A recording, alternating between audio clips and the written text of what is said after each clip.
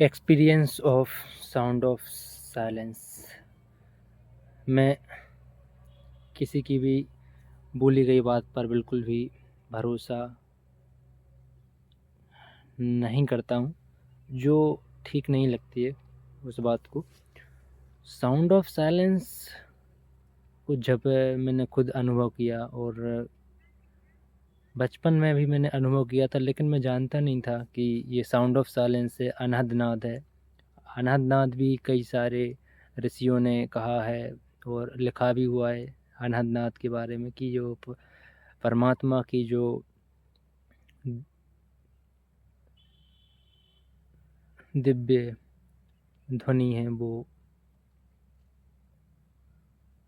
ओम के रूप में गूंज रही है सारे ब्रह्मांड में।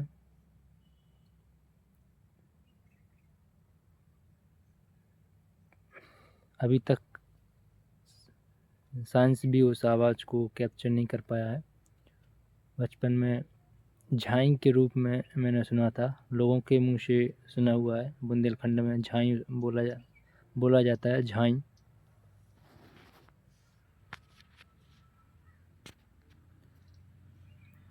झाई बुंदेलखंड का एक शब्द है जो आवाज़ सुनाई देती है। कई बार कान वगैरह बंद से हो जाते हैं तो वो आवाज़ सुनाई देने लगती है, लेकिन वो लोगों को ये पता नहीं है कि वो पे एक परमात्मा की आवाज़ है, आत्मा की आवाज़ है। जो आपने कभी देखा होगा, जब रेडियो होता था तब रेडियो जब किसी भी फ्रीक्वेंसी से कनेक्ट नहीं होता था तो वो सुरसुराता था, मतलब सुर की आवाज़ आती थी। जब रेडियो किसी भी फ्रीक्वेंसी पर सेट नहीं होता है तो उसमें एक अलग सी आवाज़ आती है, सुर जैसे एक अलग ही आवाज़ रहती है, वो ऊपर से यहाँ से कहीं से। और जितना ज़्यादा आप उस आवाज़ को सुनते हो तो वो आवाज़ आपके पास में आने लगती है। आपको ऐसा अनुभव होता है भीतर ही भीतर कि वो आवाज़ आपके बिल्कुल पास में आ रही है। कुछ लोग ये सोच रहे होंगे कि मतलब ये क्या बकवास कर रहा है, और जो लोग जो जानकार लोग हैं जिन्होंने अनुभव किया है उनको ही ये बात मालूम होगी कि ये बात जो है वो लिखी सुनी बात नहीं है, ये अनुभव की बात है। साउंड ऑफ साइलेंस को अनुभव करना। साउंड ऑफ साइलेंस, साइलेंस की आवाज़, अनहद नाद जो हर जगह पर कोने कोने में वो आवाज़ गूंज रही है। वही आवाज़ परमात्मा की आवाज़, आत्मा की आवाज़, उसको कहें कॉन्शियसनेस की आवाज़, सब जगह पर वो आवाज़ गूंज रही है। बस आपके अंदर, आप हो सकता है आपको इसका अनुभव इसलिए भी ना हो क्योंकि आपके अंदर जो थॉट्स हैं, विचार हैं, वो बहुत सारे हैं। एक एक एक एक पेड़ के अंदर कुछ डालियां हैं, उसके अंदर और डालियां, उसके अंदर और डालियां, इस तरीके से आपके अंदर विचार होंगी। तो जब इतने ज़्यादा विचार रहते हैं तो हम वैसे भी साउंड ऑफ साइलेंस का अनुभव कैसे ही कर पाएंगे। आपने देखा हो कि ये एक, जितने भी कुएं रहते हैं, कुआं खोदा जाता है, तो कुआं खोदते क्यों खोदते हैं कुआं?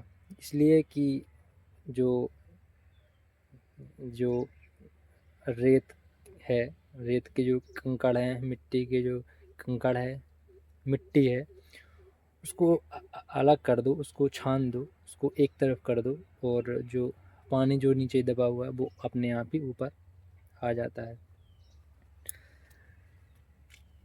तो ऐसा ऐसा ही कुछ है साउंड ऑफ साइलेंस के बारे में।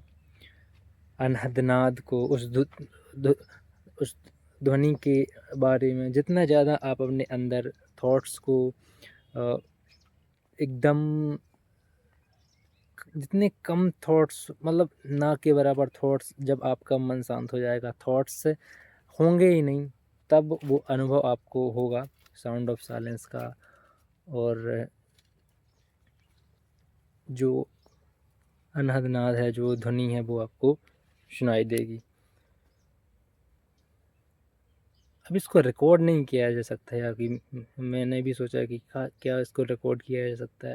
नहीं, इसको रिकॉर्ड कैसे कर सकते हैं, क्योंकि एक तो जो बाहर की जो ध्वनि है वो कहीं ना कहीं कुछ टकराने से पैदा हो रही है। कुछ अगर मैं यहाँ पर अपना हाथ मारूं या फिर दोनों हाथों से तालियां बजाऊं, तो जो ध्वनि पैदा होती है वो कहीं ना कहीं टकराने से पैदा हो रही है। कोई पक्षी बोल रहा है, हम मेरी आवाज़ यहाँ से टच हो रही है, उसके बाद में वो आवाज़ पैदा हो रही है। लेकिन ये जो आवाज़ है ये कहीं के कहीं कुछ टकराने से पैदा नहीं हो रही है। बिल्कुल एकदम शांति से भरी हुई, मतलब शांति भी, मतलब बहुत ज़्यादा, मतलब इतनी शांति है कि बस उस आवाज़ में भी हमें शांति ही नज़र आ रही है। उस वो आवाज़ तो है लेकिन वो आवाज़ नहीं है। इसीलिए साउंड ऑफ साइलेंस कहा गया है कि शांति का स्वर। और जब आप इसको सुनने लग जाओगे, डेली आप जितना अधिक से अधिक उसको सुनते रहोगे, आँख अगर बंद करनी है तो भी ठीक है, आँख खुली रखनी है तो भी ठीक है, बस सुनते रह जाओगे, तो आप ऐसा महसूस करोगे एक दिन। हालांकि मुझे अभी तक ऐसा अनुभव नहीं हुआ है, लेकिन कुछ होता है जब मैं उसको डीप जाता हूँ, डीप में सुनता हूँ, तो वो आवाज़ एकदम पास आने लगती है। तो आपके साथ में मुझे ऐसा अनुभव नहीं हुआ है, लेकिन मैं जो बोलने वाला हूँ उसको आपको थोड़ा फील करना पड़ेगा। सुनना मैं सिर्फ अभी बोल रहा हूँ वर्ड से, शब्दों से समझाने के लिए, कि सुनते सुनते आपको एक दिन ऐसा अनुभव होगा कि आप ही वो साउंड ऑफ साइलेंस बन जाओगे।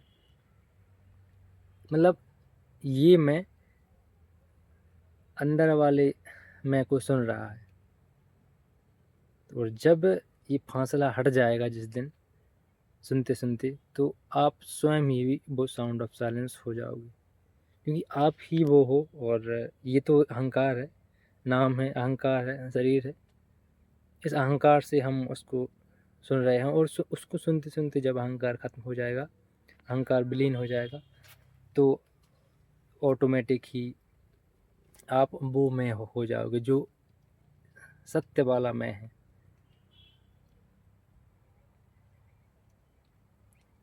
एक यात्रा होती है असत्य से सत्य की ओर। तो इसलिए मैं बोल रहा हूँ। एक और चीज़ मैं आपको बता दूं कि मेरे पास में ये 3M कंपनी के ये हैं एयर प्लग, तरीके से आते हैं ये एयर प्लग। इन दोनों एयर प्लग को अपने कानों में एकदम रुई के जैसे लगाना पड़ता है। इसको लगा लोगे और जब आपका अनुभव तेज़ हो जाएगा, फिर इनकी भी आपको ज़रूरत नहीं पड़ेगी।